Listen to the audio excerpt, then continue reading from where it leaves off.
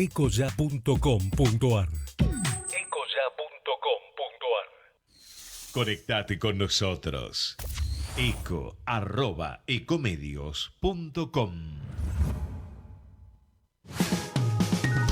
Las claves de la información, seguilas en Asteriscos, con José Calero e Iván Damianovich.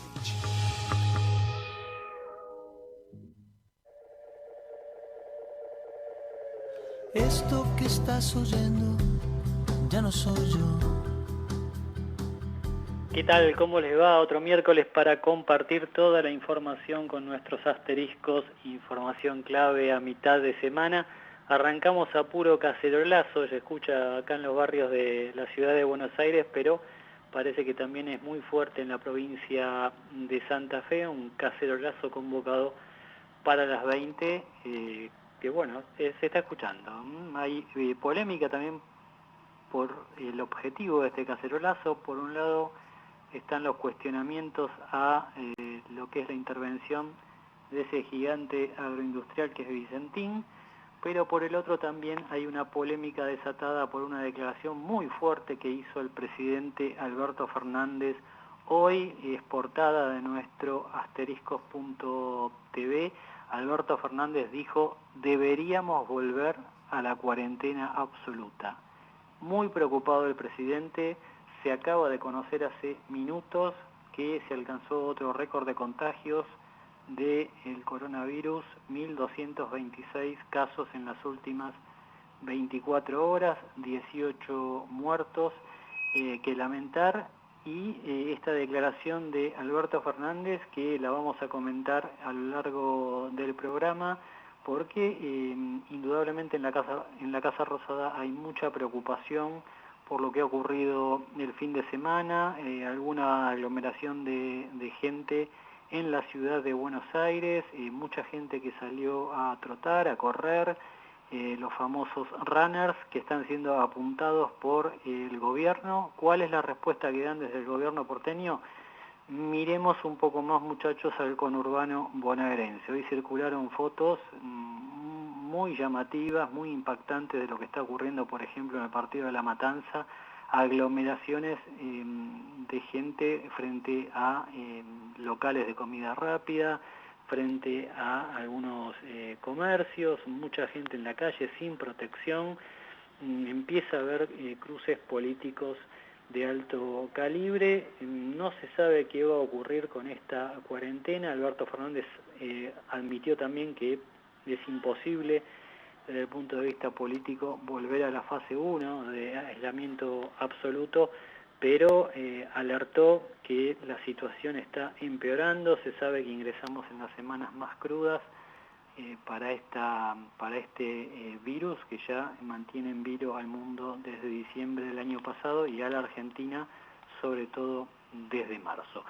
Lo vamos a comentar con todos ustedes y por supuesto con nuestro gran amigo Iván Damianovich. ¿Cómo estás, Iván?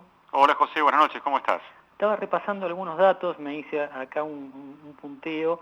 Muy fuerte lo de Alberto Fernández, indudablemente. Se está escuchando el cacerolazo, hay mucha polémica. Los porteños que dicen, en vez de mirar a los runners, ¿por qué no van al conurbano a ver los desastres que está habiendo en materia de aglomeraciones de gente? Hoy el presidente que dice que el 70% del virus, esto está en nuestro portal, Iván, está circulando por Palermo, Caballito, Recoleta. Le apuntó el jefe de Estado sobre todo al corazón de la clase media alta. Esperemos que el coronavirus no se convierta en una cuestión de clase, ¿no? Bueno, a ver, hay una conjunción de elementos, evidentemente. Una noche rara, José, nos toca transmitir hoy el inicio de este programa de Asteriscos con una mezcla. La verdad que si uno fuera un extranjero o tal vez un documentalista, ¿no?, de otro país, vendría a Buenos Aires y vería cómo conviven por instantes runners que han salido en este momento a correr, todos ataviados, por supuesto, con la ropa deportiva, en medio de un cacerolazo muy fuerte en algunos barrios de la ciudad, describiendo un escenario, por lo menos propio de una novela. Si le agregamos lo que vos decís, ¿no?, las declaraciones del presidente y los números que acabamos de conocer sobre las 18 muertes que se registraron en las últimas 24 horas por COVID-19, más los contagios que vuelven a mostrar un récord, evidentemente estamos en una escena, por demás compleja para analizar. Yo creo que sí, ahora estamos entrando en la fase netamente política de la pandemia. Las declaraciones del presidente van en línea, en algún sentido, con las del propio Sergio Berni, que ha cobrado mucho protagonismo también en las últimas horas, al considerar o al sostener que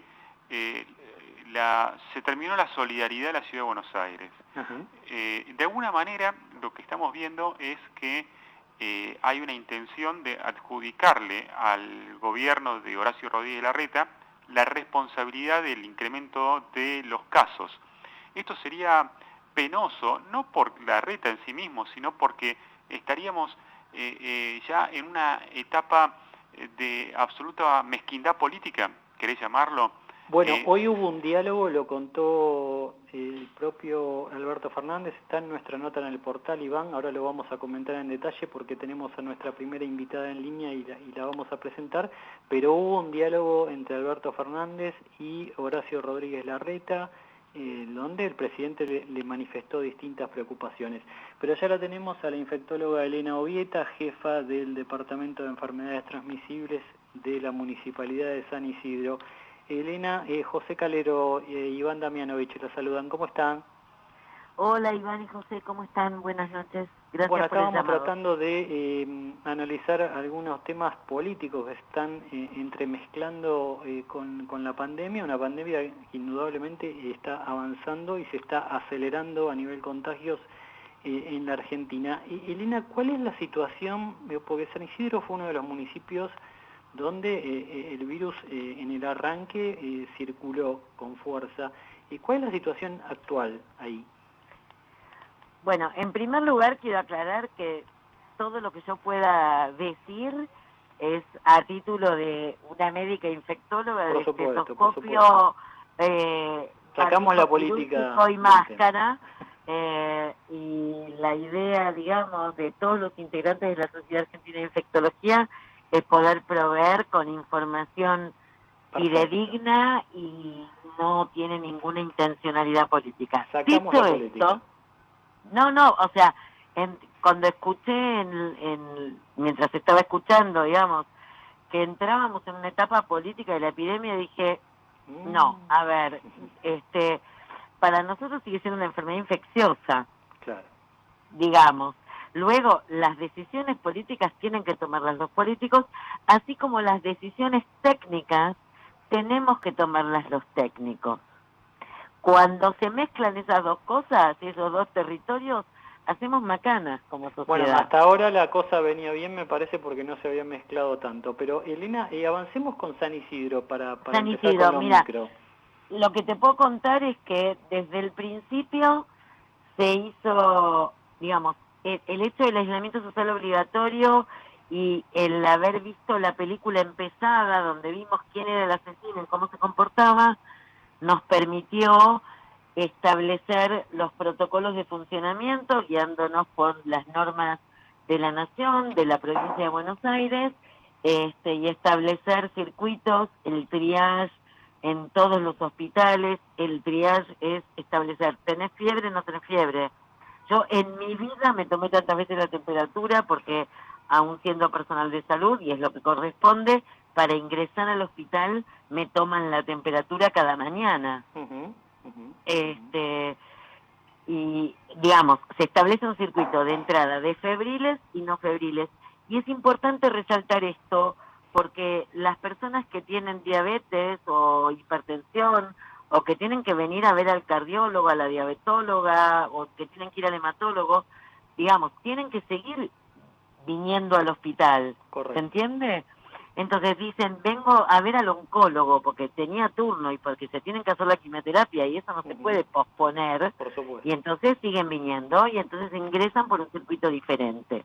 Tenemos el circuito de febriles y entonces ingresarán. Si viene un paciente febril, pero que tiene otra causa evidente, ostensible, etcétera, bueno, pues entonces no entrará en la definición de caso sospechoso y entonces sigue por un circuito aparte, separado, y será evaluado como corresponde. Y luego, si reúne las características de caso sospechoso, que van cambiando todo el tiempo, porque esta es una enfermedad nueva, tenemos 100 días del primer caso en la Argentina, digamos, y entonces cuando reúne las características de caso sospechoso, la definición del día, pues entonces el paciente se hisopa y se queda internado y luego se le hará firmar una declaración jurada por si tiene condiciones para tener aislamiento en el domicilio, lo tendremos internado, lo cuidamos, le hacemos todos los estudios que correspondan y ya. No sé si te estoy contestando algo de lo que querías saber.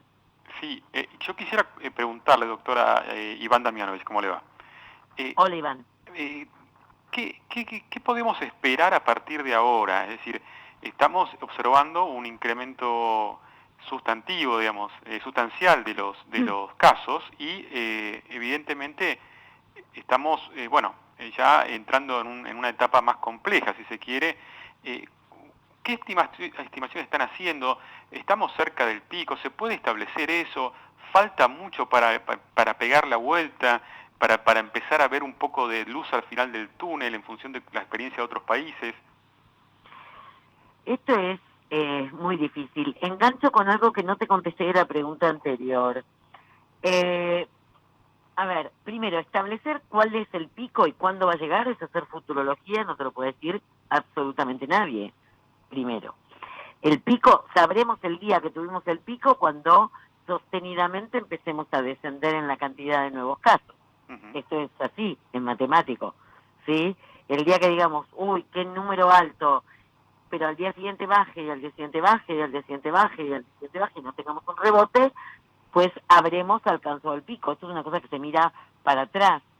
Quien te diga que va a ser el, no sé, claro, 20 de junio, te miente, porque pero no tenemos Elina, manera de saberlo. se hablaba de la semana 25, la semana 26, la semana 27 como las lo más probable, más casos de problemas respiratorios bueno, siempre, esto es anual, esto todos los años pasa lo mismo. Los pediatras este año van a estar un poquito más tranquilos porque al no haber colegio pasó lo mismo con gripe A. Evidentemente los chicos se contagian menos porque no están con otros niños, 20 chicos adentro de un aula, y entonces hay menos casos. Esto está claro y ya lo vivimos, como digo, con gripe A, y sabemos que al salir menos la gente en momento de invierno, la gente se expone menos a otros patógenos, que es una lista enorme de más de 100 virus que pueden darte afección de las vías aéreas. Y no por eso te pueden matar, como eventualmente podría hacerlo este coronavirus, ¿sí? Bien. No sé si contesté algo de lo que querían preguntar. No, en realidad uno lo que advierte es que, por lo menos en el ámbito de la Ciudad de Buenos Aires, hay cierta relajación, ¿no? En algunas actividades comerciales. Esta semana la novedad fueron los que pueden salir a correr. No sé en San Isidro si también se está dando de esa manera, pero por un lado uno ve que aumentan los casos, cada vez se registran más contagios, y por el otro lado también se relaja cada vez más la cuarentena. Entonces es muy difícil para alguien que no entiende poder dimensionar el cuadro, ¿no es cierto? Entiendo perfectamente. También podríamos mirarlo del otro lado. A ver. Si testeamos más gente, la tasa de letalidad, o sea, la cantidad de muertos baja. Porque lo que estamos viendo es que el pico, si querés, o sea, la mayor incidencia, para no utilizar una palabra que puede ser problemática, la mayor incidencia de casos la vemos en población joven, de alrededor de 30. El promedio de casos es entre 20 y 50 años, de los que diagnosticamos. Y esos seguramente van a ser casos leves de no tener lo que nosotros llamamos comorbilidades, que es que no sean obesos mórbidos, que no tengan inmunosupresión, que no sean hipertensos diabéticos, ¿sí? Claro. Digamos, todo ese combo, si son gente sana que adquirió el virus porque se lo pescó en un colectivo, por no lavarse bien las manos, o porque no tuvo distancia social y tomó mate con alguien que no tenía síntomas, pero que 2 días después se enfermó, y esto hay que decirlo, entonces no compartimos mate, no nos aprovecho, ¿no? Paso el chivo. No tomar mate, lavado de manos, distancia física, hay que seguir sosteniéndola, ¿sí?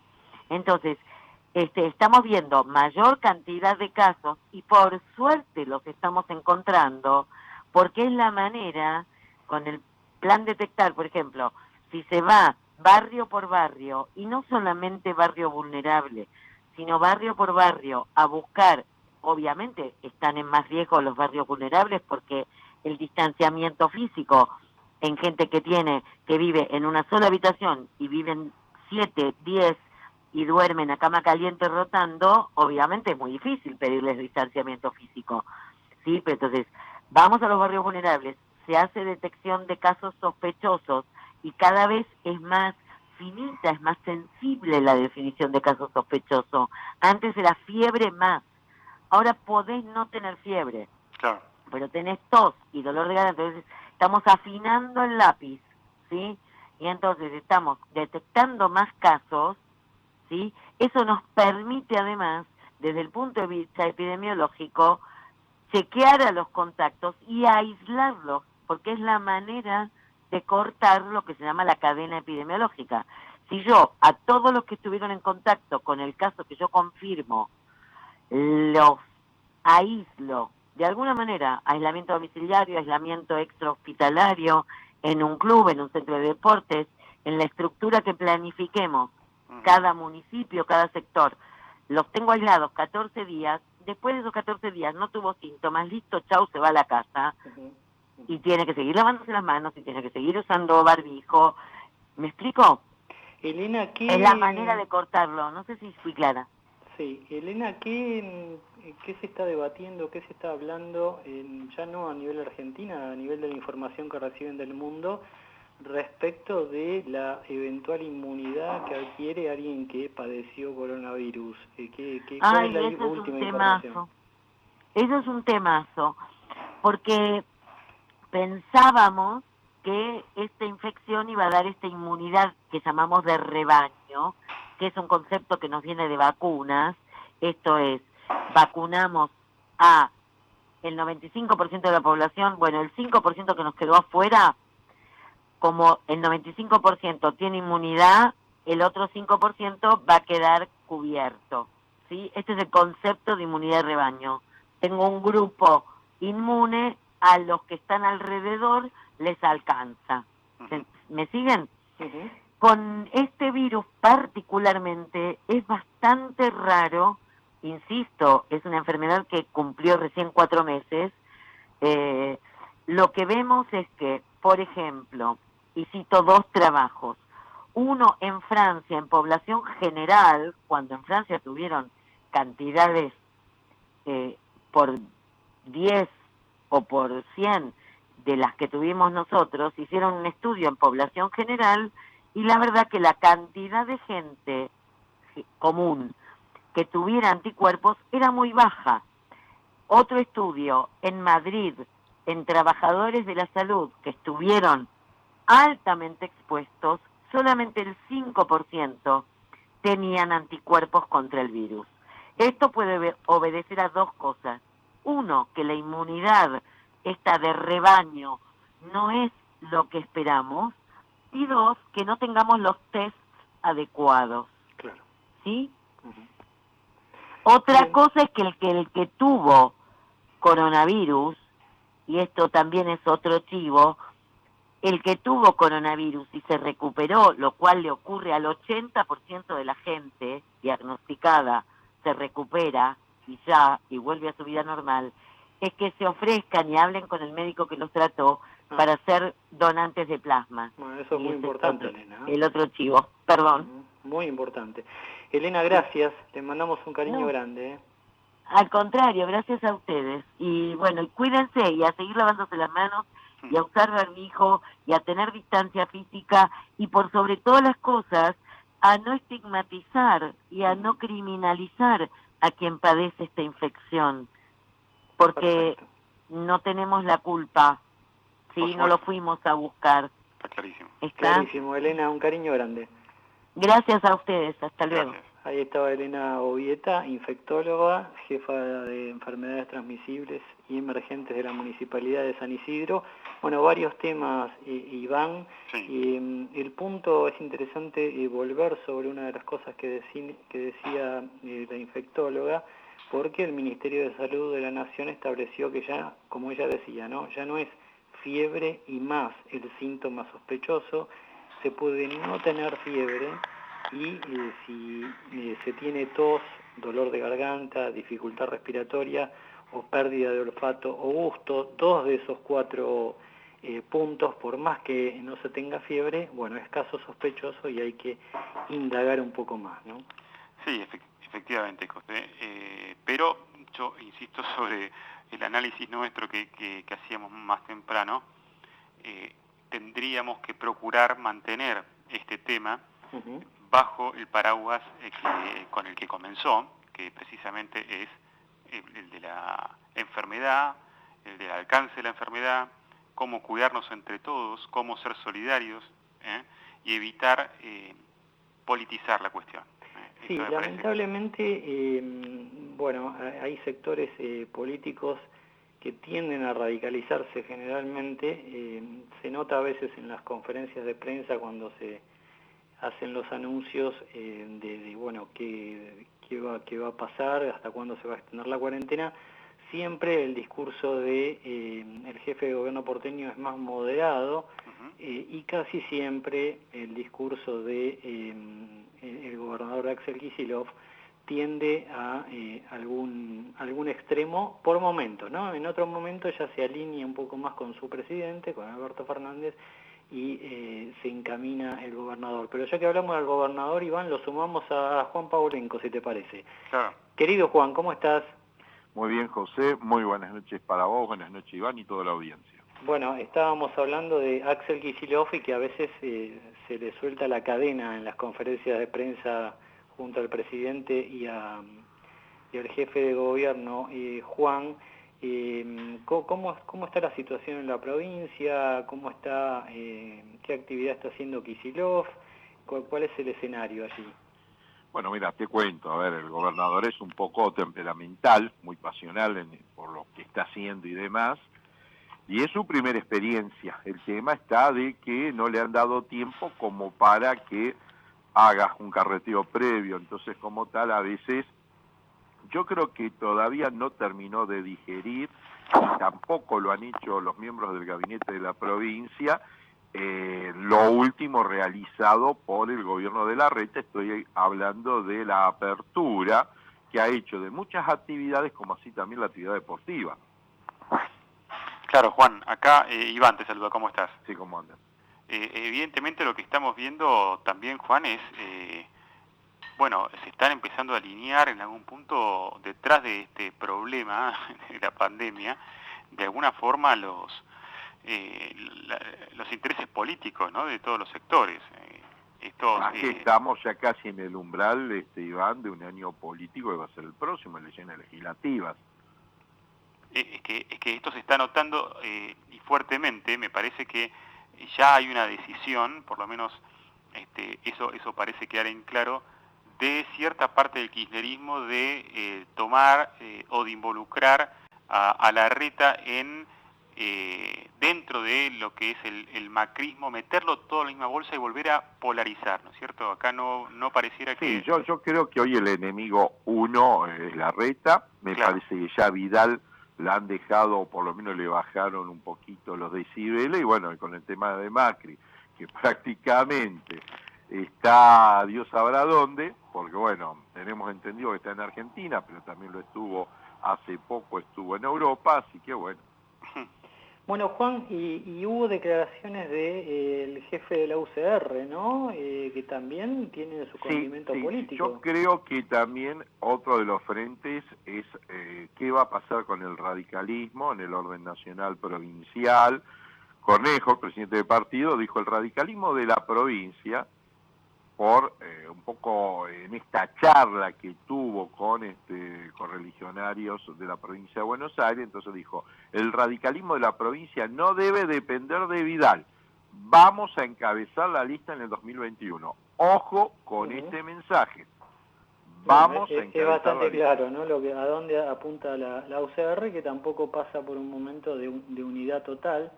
Ya hay varios referentes que están criticando a la conducción y algunos pasos que está dando.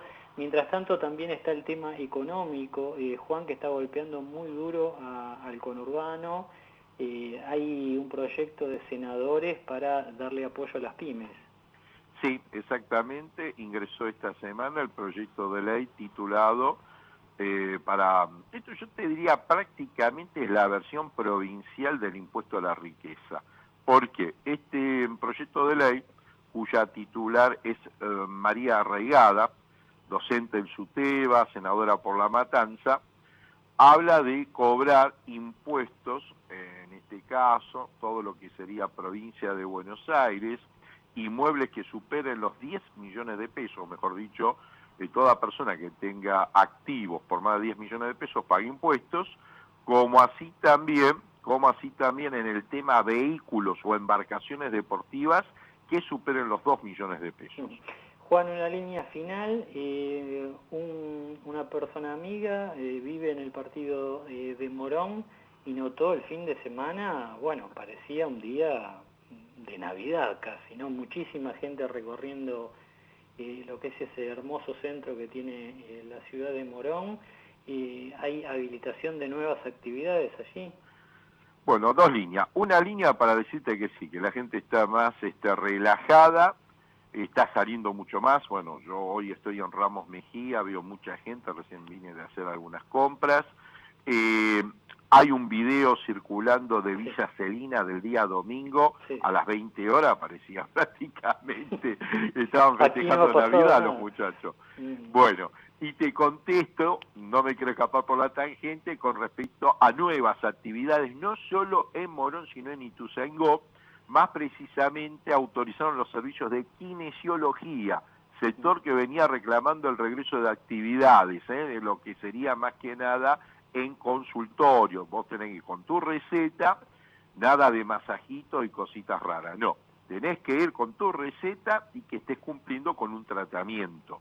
Eso sí, por ahora están en la puerta, en este caso, bueno, todavía queda lo demandado del servicio inmobiliario, ¿no? Que está muy cerquita, Ciudad de Buenos Aires. Habrá que ver qué ocurre con eso. Querido Juan, nos reencontramos la semana próxima.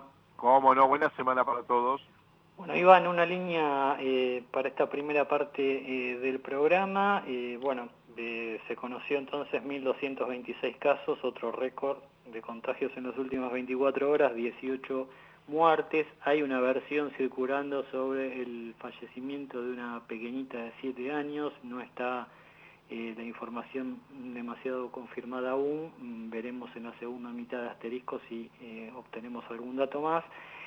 Pero sí quería una línea de cierre de tu parte, Iván. Sí, y José, básicamente lo que también hay que considerar es que hay una necesidad política de empezar a cambiar un poco el eje de la agenda pública. En este sentido se enmarca la decisión de avanzar con una intervención y una expropiación de Vicentín, que es el gran tema de la semana. Bueno, hablábamos del cacerolazo, ¿no? También. Claro, mañana va a recibir el presidente de la Nación al CEO de Vicentín. Acaba de tuitear Eduardo Duhalde en ese sentido y consideró auspicioso este encuentro como una antesala de un replanteo de la decisión de gobierno. Hay que ver si efectivamente el gobierno dará marcha atrás en este intento.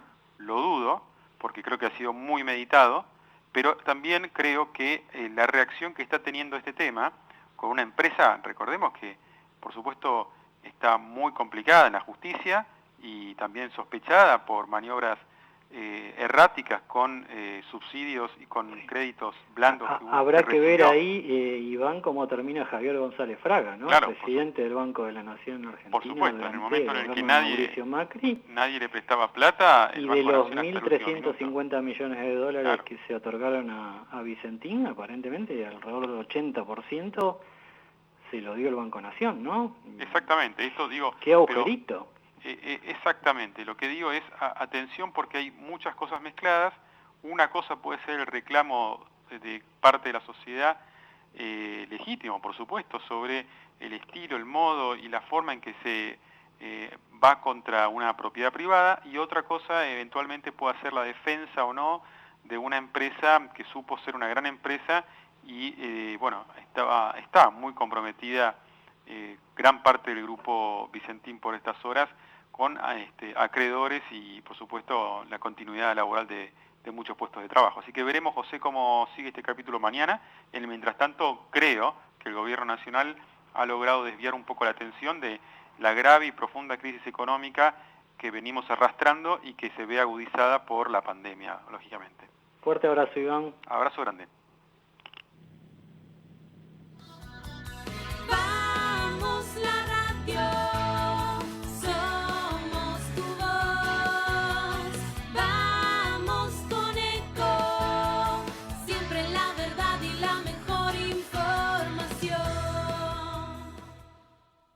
No aplaudamos al mosquito, combatámoslo en serio. Para combatir el dengue, el zika y el chikungunya, evitemos que los mosquitos piquen y se reproduzcan. Usemos repelentes, coloquemos tules en la cuna de los bebés y demos vuelta a contenedores para que no se acumule el agua. Si tenés fiebre alta, dolor de cabeza y dolor muscular, no te automediques y acudí al médico. Encontrá más información en argentina.gov.ar. Argentina Unida, Ministerio de Salud, Argentina Presidencia.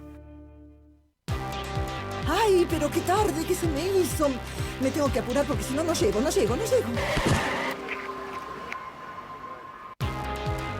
No, ¿pero seguro? ¿Qué problema? Bueno, vamos a encontrar una solución. Bancame ahí que en 2 minutos estoy con vos. Bueno, vos ahora te tenés que ir. Sí, pero yo quiero hablar de esto ahora. Cuando llegue a casa te llamo. 3 de cada 10 muertos en el tránsito son peatones. Cruzá siempre por la senda peatonal o esquina, respetando los semáforos. Allí, todos los vehículos deben darte prioridad. Luchemos por la vida. Gracias por quedarte en casa. Gracias por no ser familiero. Por el aguante de vivir sin fútbol. Por hacer que cada día sea distinto para los más chicos. Pero también gracias por salir y arriesgar tu vida para salvar muchas otras. Por ir al campo, por llevar el trabajo a los más importantes, por estar ahí, en la caja del súper, como si nada hubiese cambiado. Gracias por el esfuerzo, por el optimismo, por darle para adelante. Aislados, pero más unidos que nunca. Argentina Unida, Argentina Presidencia. Descarga gratis de tu celular la aplicación Ecomedios. Podés escucharnos en vivo, informarte con las últimas noticias y entrevistas en audio y video. Búscala y bajate la aplicación Ecomedios. Podés vernos en vivo en ecomedios.com. Contenidos audiovisuales. Conectate con nosotros. Twitter @ecomedios1220. Acompañan a José Calero en Asteriscos. Desde el Banco Ciudad estamos presentes y sabemos que trabajando juntos vamos a salir adelante. Es por eso que otorgamos nuevas líneas de descuento de cheques y préstamos para pymes con TNA desde 20%. Además, como siempre, todos nuestros clientes pueden seguir haciendo sus operaciones por los canales digitales y las consultas en las redes sociales. Hagamos todo desde casa. Nos vemos online. Consulta en bancociudad.com.ar. Banco Ciudad, te quiere ver crecer. Oferta para cartera comercial, costo financiero total efectivo anual con IVA 24,49%, IVA sobre intereses 10,50%, tasa nominal anual fija 20%, tasa efectiva anual 21,94%. Encendemos cada momento desde que comienza tu día. Calentamos cada rincón de tu casa. Estamos en esa ducha que te despierta y también en el crecimiento de tu negocio.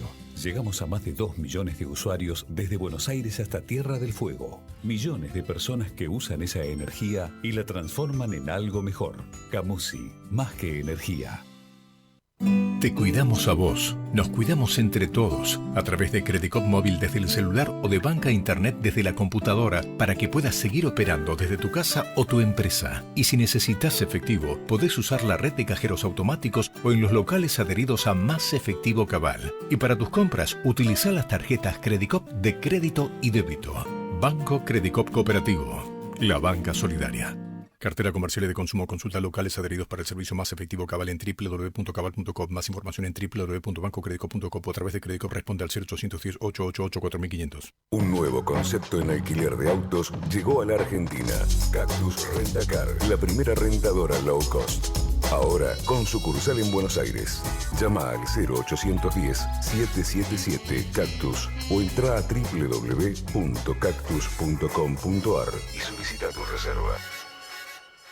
Grupo Petersen, desde 1920, construyendo el país. Protegete del coronavirus. Quédate en casa. Ante cualquier duda, comunicate al 147, al 107 o por WhatsApp al 11 50 50 0147.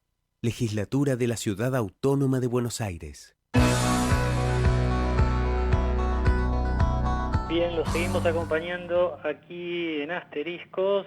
Bueno, muy interesante la nota con la infectóloga Elena Obieta. Se está conociendo mucha información, ya estamos superando a nivel mundial los 7.3 millones de contagios de este virus que nos está quitando el sueño a muchos.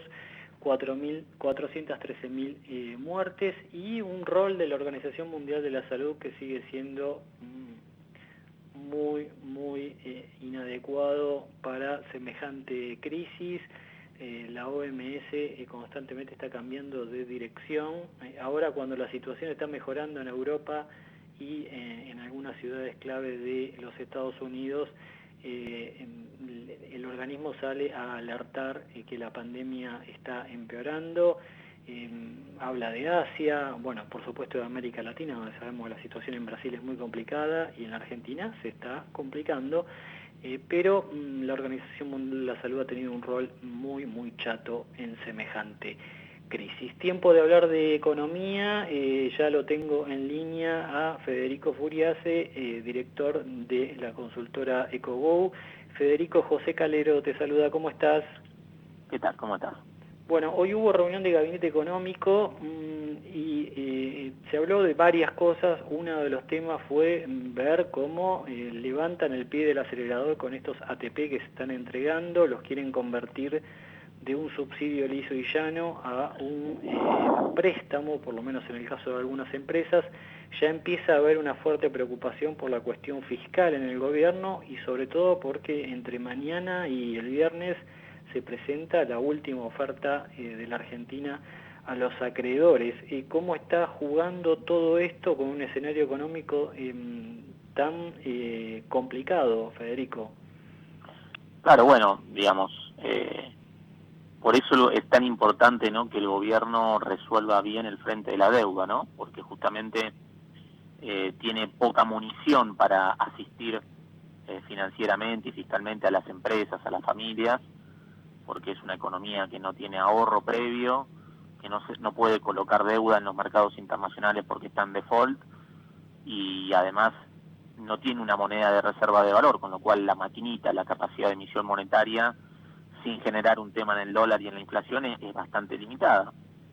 Y la cuarentena genera una recesión muy fuerte, y detrás de esa recesión hay una caída en la recaudación fiscal, hay un aumento del gasto público para asistir a las familias y a las empresas, entonces deja un agujero fiscal muy grande la cuarentena.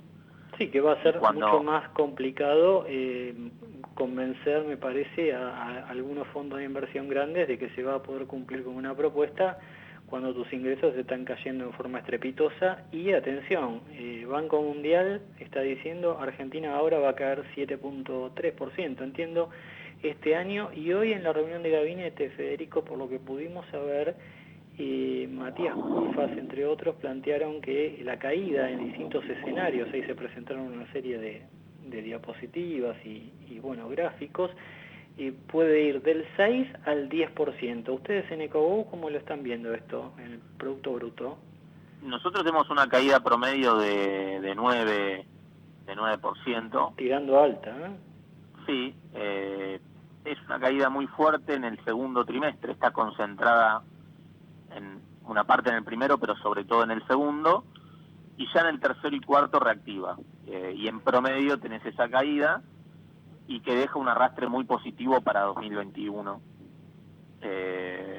Pero claro, digamos, va a depender un poco de cómo siga la cuarentena, el grado de flexibilización que pueda haber en el AMBA, y sobre todo la capacidad de recuperación post-cuarentena, ¿no? Y ahí vemos que por eso es tan importante, si hay una negociación exitosa de la deuda, el margen de la recuperación va a ser mucho más importante.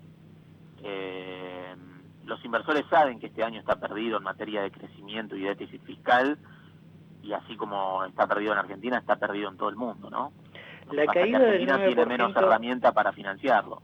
La caída del 9% que ustedes están estimando, que más o menos está en línea con el peor escenario que planteó el Culfas en la reunión, dijo 10%, no estamos tan lejos, y ¿es la más fuerte de la historia argentina o tenemos alguna caída aún peor del Producto Bruto? Te da la caída cuando haces el punta a punta de la caída acumulada que tendría la Argentina entre fin 2017 y el segundo trimestre de 2020 que nosotros proyectamos, te da una caída en números redondos acumulada del 20%. Parecido a lo que pasó en la crisis del 2001, con la caída acumulada que tuvo la Argentina desde el 98 al 2001. Federico, una línea final. ¿Qué pasa con el empleo? ¿Cuánto se perdió? ¿Cuánto se puede recuperar? Bueno, ahí el empleo todavía no tenemos los datos de mayo, que es ahí donde va a estar el tema. Abril tuviste una caída muy fuerte, cuando mirás los números tenés caídas, sobre todo mirando los conglomerados, la parte del interior, donde tenés caídas de 3-4% en abril. Yo creo que mayo va a estar peor todavía.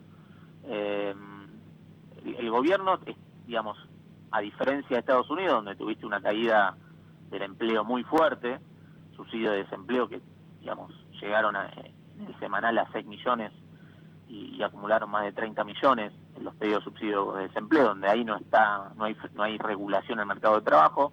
Acá la idea del gobierno es contribuir en el pago de los salarios a las empresas para que no haya un aumento fuerte en el desempleo, pero claro, detrás de eso hay un agujero fiscal que por ahora lo está financiando con maquinita. Por eso es clave que el gobierno resuelva lo de la deuda y se pueda salir de la cuarentena lo antes posible, para que las empresas, con la asistencia del Estado y con achique de salario, que es lo que se está negociando ahora, recorte de salarios en lo que están haciendo cuarentena, pueda de alguna manera minimizar el impacto en el empleo y después tener una recuperación importante. Jugate con un pronóstico de 1 a 10 que están mucho más golpeados. De 1 a 10, ¿qué chance tenemos de arreglar con los bonistas? Yo creo que va a haber un arreglo. La pregunta es cómo arreglás, ¿no? Si te alcanza para que no quede gente afuera.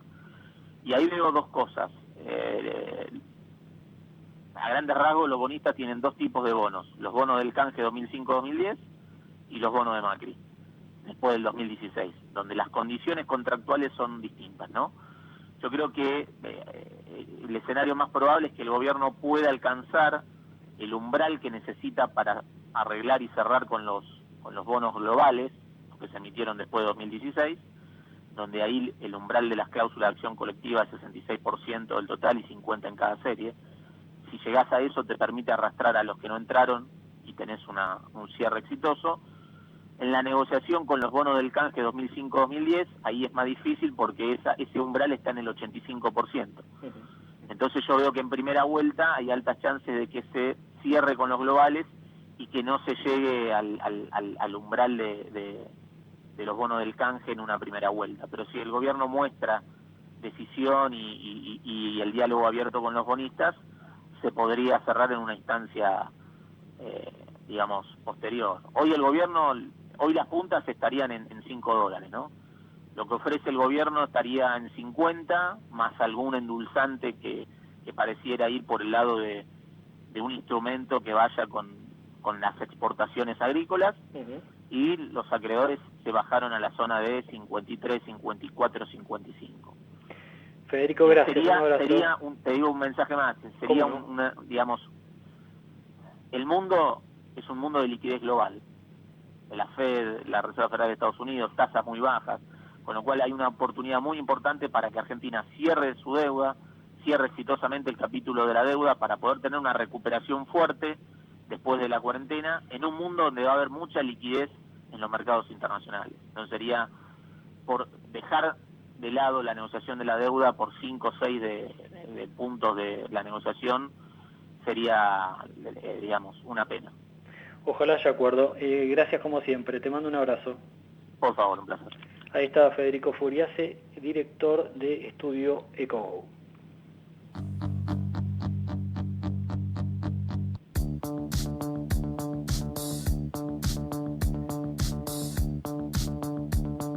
Bien, seguimos en Asteriscos, información clave a mitad de semana por nuestra Ecomedios 1220. Todavía nos quedan 10 minutitos y nos quedan las columnas de Paula López con toda la información sobre el agro, Melina Manfredi con su posta financiera.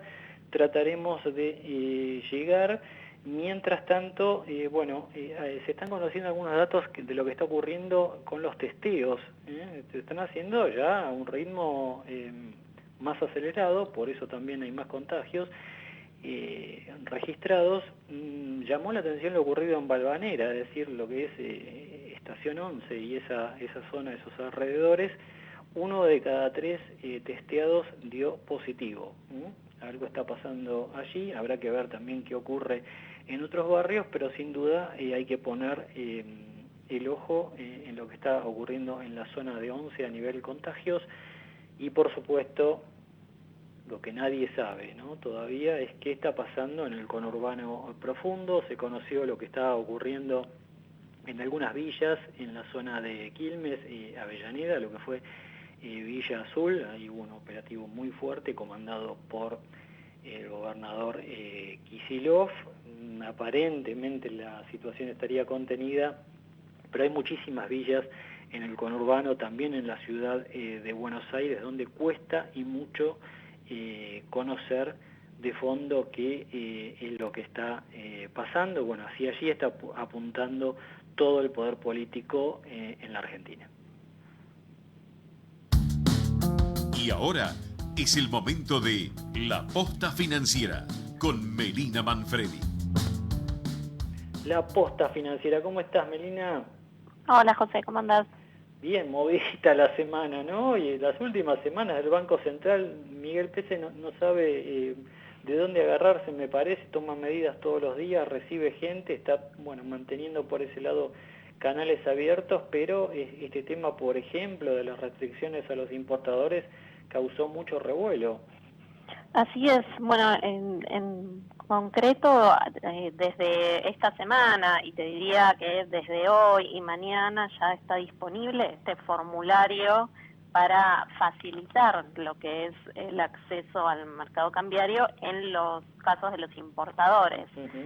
Básicamente hay 4 casos. Uno es el de las empresas que pagaron deuda comercial y redujeron el monto de su deuda desde el 1 de enero. El otro es el de las empresas que accedieron a las líneas de crédito subsidiadas. El tercero es las empresas que tengan dólares líquidos en sus cuentas, y obviamente también las empresas que hayan operado dólar bolsa. En casi todos los casos... Perdón. No, te decía que en casi todos los casos lo que tienen que informar es, el monto que, por ejemplo, operaron en dólar bolsa, o importaciones que pagaron, o en el caso de las que tienen dólares líquidos, cuántos dólares tienen y por qué no los pueden usar para las importaciones. Bien, habrá que seguir cómo funciona esto. El Banco Central dice que va a funcionar, veremos. Y sorprendió el relevamiento que difundió el Banco Central. La mayoría de las empresas que se dedican a dar préstamos online, la fintech y demás, parece que están todas en offside. Sí, fue como una advertencia, ¿no? Un relevamiento que vino como con un tirón de orejas, porque lo que dice el Banco Central es hay alrededor de unas 50 fintech de estas que ofrecen préstamos online. Sí, atención con eso, ¿no? 77% de esas fintech están cobrando al menos un costo financiero total de 150% anual. Pero eso no es todo, porque la mitad de las fintech cobran un costo financiero total de 400% anual. Y en muchos casos, dice el Banco Central, no está bien informado o no coincide, por ejemplo, la tasa en el simulador o en el ejemplo de préstamo que te muestran, no coincide con la tasa que finalmente te cobran. Bueno, atención, y directamente hay no algunas aprovecharse de la desesperación de la gente, ¿no? A ver si las fintech se ponen las pilas con esto. Y sí, bueno, eso es un poco lo que el Banco Central les dice en este comunicado que publicó, es el Banco Central está siguiendo muy de cerca al sector fintech, que puede ser muy bueno para la inclusión financiera, pero ojo, no nos pasemos de vivos porque sabemos quién está cobrando qué tasa, ¿no? A prestar mucha atención cuando llega una oferta ahí por internet, al WhatsApp o donde sea, a prestar mucha atención de cuáles son los números finales, porque uno puede endeudarse a una tasa que después no puede devolver el préstamo. Meli, te mando un cariño grande, nos reencontramos la semana próxima. Un beso, José. Chau, chau.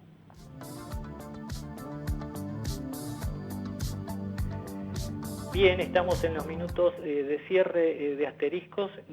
Vamos a tratar de que entre Paula, a ver si lo logramos. Mientras tanto, una apostillita más de las noticias en nuestro portal, porque intervinieron el Servicio Penitenciario Federal, lo anunció el presidente Alberto Fernández, se debe a este asunto del espionaje ilegal a cargo de la AFI, el organismo de inteligencia, entre comillas, durante el gobierno de Mauricio Macri, un probable escándalo que lo único que hace es meter más ruido político a una situación ya de por sí complicada. Adelante. Toda la información sobre el sector agropecuario, escúchala en Asteriscos. Acompañan a Paula López.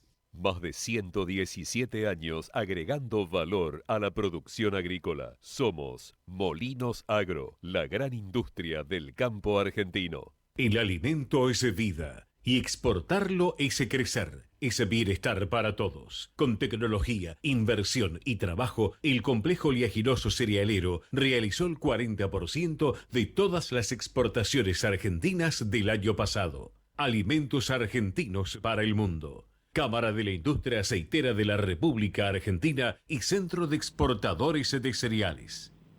En Bayer, el futuro de la agricultura lo hacemos juntos y lo hacemos con innovación, sustentabilidad y transformación digital en beneficio de los productores, de los consumidores y del medio ambiente. Bayer, ciencia para una vida mejor. Bueno, ahí arrancábamos el programa contando el cacerolazo. Aparentemente parte de ese cacerolazo fue porque a mucha gente no le gustó la intervención de ese gigante del agro que es Vicentín, Paula. ¿Qué tal, José? Buenas noches. Sí, parece que no gustó. Es más, había una convocatoria para que el cacerolazo fuera contra la expropiación de Vicentín.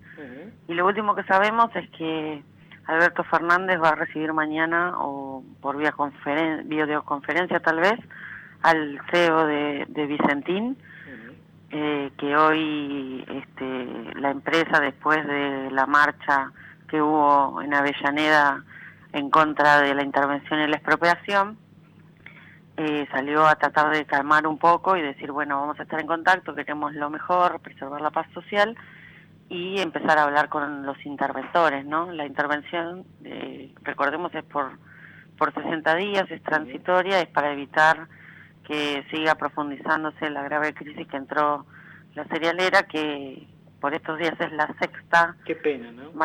Mayor exportadora y llegó a ser fue la cuarta exportadora el año pasado. Bueno, decíamos que habrá que investigar también el rol que tuvo el presidente del Banco Nación en ese momento, eso quedará para la justicia, pero en lo concreto, sí, mañana algunos dicen que va a ser un contacto cara a cara, veremos. Y también algo que había dicho más temprano, Paula, el presidente de la Nación, dijo que este hombre, el CEO de Vicentín, hablamos de Sergio Nardelli, que fue él el que le propuso hacer una intervención para ordenar un poco la situación en Vicentín, pero que le pidió también que no haya una expropiación y que Alberto Fernández le dijo en este escenario de ninguna manera, la compañía está totalmente endeudada, ¿no? Sí, recordemos, son más de 1.300 millones de dólares que se le debe tanto a bancos nacionales, incluido el Banco Nación, que la mayor parte de esos créditos, casi unos 20 créditos, se dieron en la última etapa del gobierno anterior. Después hay el 40% de la deuda con acreedores privados internacionales, que también están como viendo qué pasa. Después con toda la cadena productora, 2.600 productores que le entregaron sus granos y no cobraron. Y tenés también las cooperativas como la cooperativa como ACA, es la Asociación de Cooperativas Argentinas, o sea, el daño que hizo toda la asociación de pagos. La desazón en Santa Fe es tremenda, realmente impactante, es un tema a seguir semana a semana. Paula, como siempre, te mando un cariño grande, nos reencontramos la semana próxima y te seguimos leyendo en ese gran diario que es El Cronista Comercial. Hasta la semana que viene, José. Y nosotros nos vamos, se terminó Asteriscos por hoy, nos reencontramos la semana próxima desde las 20 aquí en nuestra Ecomedios 1220. Chau.